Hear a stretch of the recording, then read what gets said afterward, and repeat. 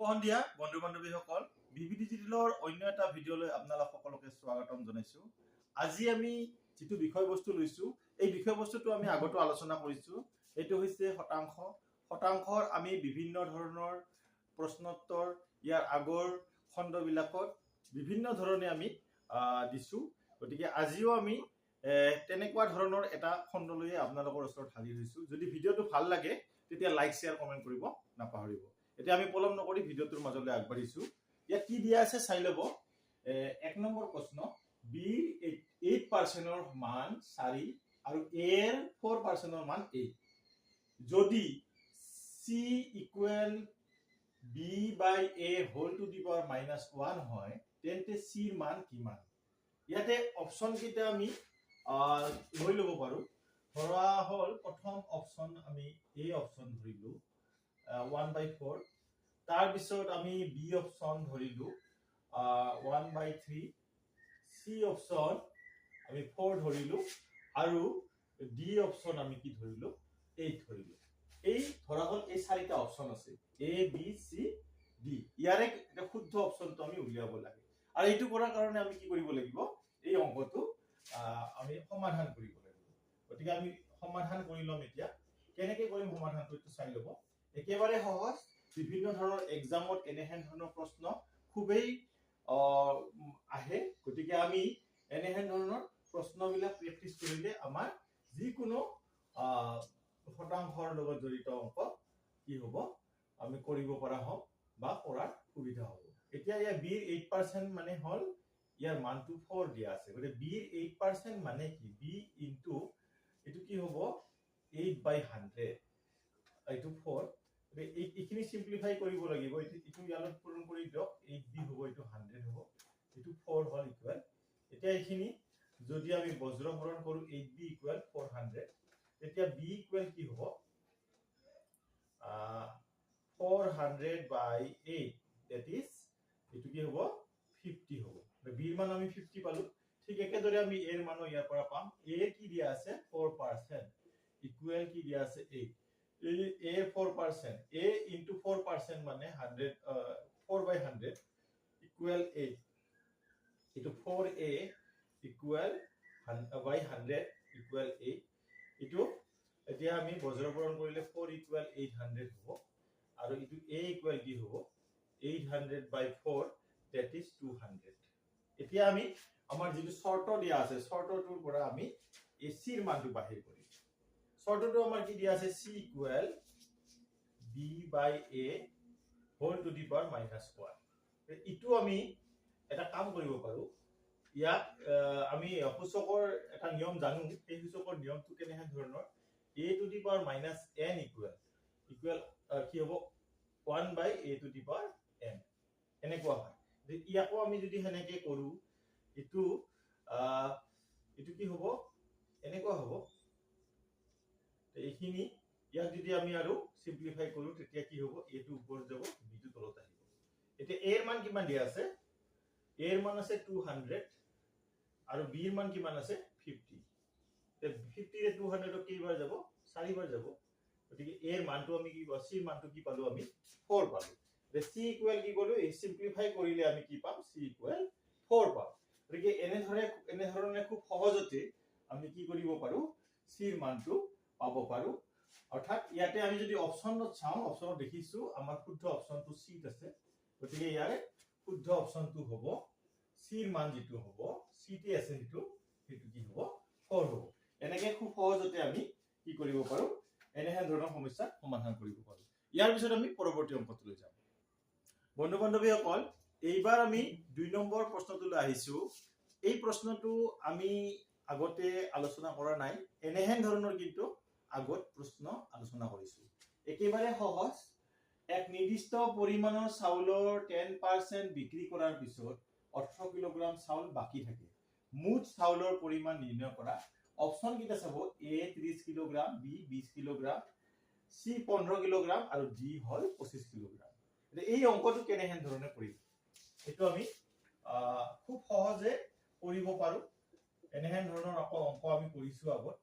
ইয়াতে প্ৰথমতে কৈছে কি যে নিৰ্দিষ্ট পৰিমাণৰ চাউলৰ কথা কৈছে আৰু সেই নিৰ্দিষ্ট পৰিমাণৰ চাউলখিনি অৰ্থাৎ মুঠ পৰিমাণটো উলিয়াব লাগে আমি ধৰি লওঁ নিৰ্দিষ্ট পৰিমাণৰ চাউল কিমান আছে মুঠ চাউল ধৰা হল মুঠ চাউল আমি ধৰি ললো x কিলোগ্ৰাম আছে কিমান আছে x কিলোগ্ৰাম এতিয়া x কিলোগ্ৰামৰ 10% টো আমি উলিয়াই ল'ব লাগিব ইখিনি বিক্ৰী হৈছে x ৰ 10% x ৰ 10% কেনেকুৱা হ'ব নিশ্চয় নাই হ'ব ইটো কেনসেল হল x by 10 ইমান কিলোগ্ৰাম এটা এইখিনি চাউল বিক্ৰী হয় এইখিনি চাউল যদি বিক্ৰী হয় তে চাউল বাকি থাকিব কিমান চাউল বাকি থাকিব এইখিনি বিক্ৰী হল তে বাকি থাকিব কিমান হেতু আমি জানিব লাগিব এনেকে উলিয়াম আমি যে মুঠ চাউল আছিল x তাৰে আমি কি কৰিব লাগিব x by 10 টো বিয়োগ দিব লাগিব বিয়োগ দিলে আমি বাকি থকা চাউলৰ পৰিমাণটো উলিয়াব পাৰিম গতিকে এইখিনি সিম্পলিফাই কৰিলে কি হ'ব এই দুটাৰ এলসিএম হ'ব ইয়াত 1 আছে ইয়াত 10 আছে 10 হ'ব 10x - x এটো কি হ'ব 9x by 10 কিলোগ্ৰাম এটো হ'ব এতিয়া কথাটো হৈছে কি এই 9x by 10 ইকুৱেল কিমান হ'ব এটো বাকি থকা চাউল এইখিনি 9x by 10 এতিয়া কথা হ'ল কি এই 9x by 10 ৰ মান এটা দিয়া আছে সেইটো হৈছে কি 18 কিলোগ্ৰাম ইয়াৰ মান যদি 18 কিলোগ্ৰাম হয় ইয়াৰ ইকুৱেল 18 হয় তেতিয়া এইখিনি সিম্পলিফাই কৰিলে কি হ'ব 9x equal 10 into 18 that is 180 এটা x ইকুৱেল কি হ'ব এই 9 ৰে 180 কেইবাৰ যায় 9 ৰ তলত লিখিব পাৰো আমি ওপৰত 180 গতিকে 9 ৰে কিমান হ'ব 2 বাৰ যাব 18 আৰু ইফালে 0 এটা আহে গতিকে আমি কি দেখিলো x ৰ মান 20 পালো গতিকে x ৰ মান 20 মানে x ৰ মানটো কি আছিল মুঠ চাউলৰ পৰিমাণ আছিল গতিকে আমি অপচনত পাই গলো যে আমি কি পালো যে x ৰ মান হল 20 মানে 20 কিলোগ্ৰাম মুঠ চাউল হ'ব আৰু হেতু আমি এক অপচন কি পাইছো বি অপচনত পাইছো গতিকে এই বি অপচনটো ইয়াৰে শুদ্ধ অপচন হ'ব কি হ'ব 20 কিলোগ্ৰাম এনেকে আমি কি কৰিব পাৰো এই ধৰণৰ সমস্যাৰ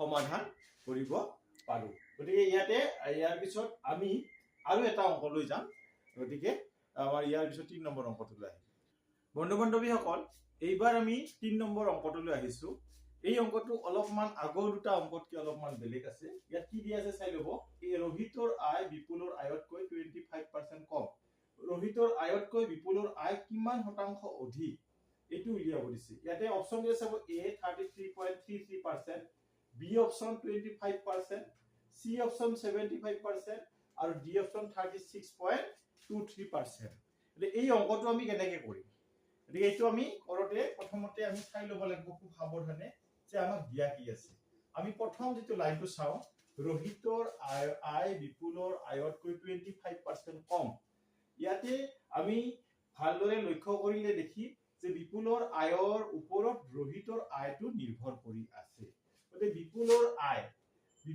আয়টো আমি ধৰি লম ধৰা হল বিপুলৰ আয় বিৰ আয় বুলি বিপুলটো আমি বি বুলি ধৰলো বিৰ আয় আমি ধৰলো x তেতিয়া ৰহিতৰ আয়টো কি হ'ব r ৰ আয়টো কি হ'ব r ৰ আয়টো কি হ'ব ৰহিতৰ r ৰ আয়টো কেনেকৈ হ'ব r মানে ৰহিতৰ আয়টো আমি উলাই ল'ব লাগিব ৰহিতৰ আয়টো কেনেকৈ উলাম বিপুলৰ আয়তকৈ আচ্ছা বিপুলৰ আয় ইমান ইয়াতে কিমান কম 25% কম 25% মানে x ৰ 25% হলে এইটো হ'ব নিশ্চয় এইটো হ'ব x ৰ 25 ইটো কেনেকৈ পাইছো আমি যদি চাও x ৰ 25% তেতিয়া আমি ইটো পাও x * 100 25/100 এটা ওপৰত তলত থাকিল 100 ওপৰত থাকিল 25x গতিকে এইটো দুটাৰ আগত দশমিক হলে নিশ্চয় কি হ'ব ইটো হ'ব নিশ্চয় ইটো হ'ব গতিকে এই বস্তুটো আমি পাই যাও এই বস্তুটো পালে ইয়াৰ পৰা এইটো বিয়োগ কৰি দিলে কিমান হ'ব ইয়াৰ পৰা এইটো বিয়োগ কৰি দিলে এইখিনি হ'ব এইখিনি নিশ্চয় বুজি পাইছে যে x ৰ পৰা এইটো বিয়োগ কৰি দিলে এইখিনি হয় ইমানখিনি বিয়োগ কৰি দিলে এইখিনি হয় গতিকে আমি কি পালো বিপুলৰ আয় পালো ৰহিতৰ আয় এই দুটা পালো এতিয়া আয়ৰ ডিফাৰেন্সটো উলাও আয়ৰ পাৰ্থক্যটো আমি উলাও আয়ৰ পাৰ্থক্যটো কেনেকৈ উলিয়াম বিপুলৰ আইটো আছিল x, পাৰ্থক্য মানে সদায় ডাঙৰৰ পৰা সৰুটো বিয়োগ দিব লাগে। আৰু রোহিতর আয় আছিল 0.75x, এইখিনি বিয়োগ দিলে আমি কি পাম 0.25x পাম। এটা আয়ৰ পাৰ্থক্যটো আমি কি পালো 0.25x পালো।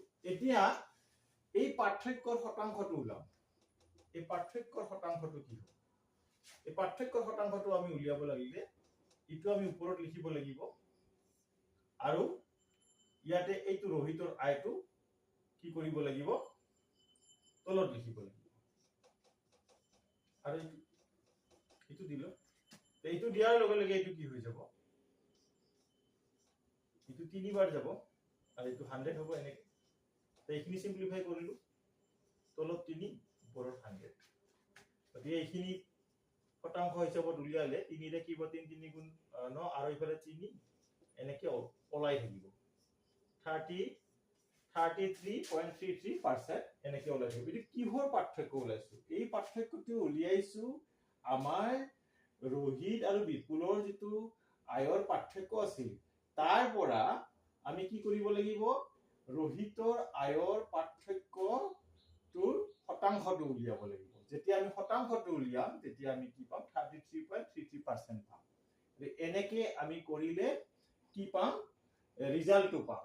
ইয়াৰ অৰ্থটো কি হল 33.33% অৰ্থটো ইটোৱে হল যে ৰোহিতৰ আয়তকৈ বিপুলৰ আয় কিমান শতাংশ অধিক 33.33%। অৰ্থাৎ ৰোহিতৰ আয়ৰ লগত আমি কি তুলনা কৰিছো বিপুলৰ আয়টো তুলনা কৰিছো, তুলনা কৰোতে আমি কি পাইছো 33.33% পাইছো। তাৰ মানেটো কি ৰোহিতৰ আয়তকৈ বিপুলৰ আয় 33.33% কি হ'ব অধিক হ'ব। গতিকে এইটো কথাটো এনেহে আমি অলপ ছুটিকে এইখিনি কথা কৈ দিছো।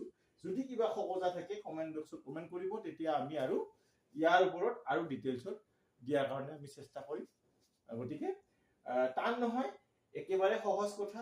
যদি কিবা প্ৰবলেম থাকে আপোনালোকে আমাৰ লগত আলোচনা কৰিলে হ'ল, আমি তাৰ সমাধান দিয়াৰ কাৰণে চেষ্টা কৰিম। গতিকে এনেহেন ধৰণৰ অংক যেতিয়া এক্সামত আহে ভয় খাব লগা বা পেনিক হ'ব লগা একো কথা নহয়। খুব সহজতে আমি এই পদ্ধতিৰে এনেহেন ধৰণৰ সমস্যাৰ সমাধান কৰিব পাৰো। গতিকে ইয়াতে আমি অপচন দেখিলো এই অপচন কি পালো 33.33%।